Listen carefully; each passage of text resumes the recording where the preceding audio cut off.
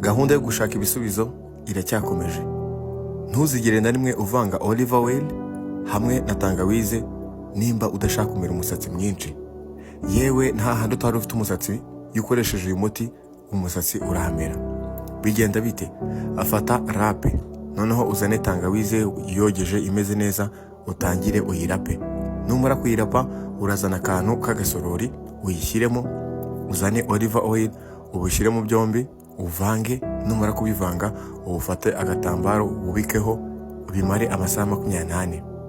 None amasaha 28 namara gushira, urazana agatambaro kameze neza, bya bintu wavangavanze uze ubishyiraho ako gatambaro ukanyuze.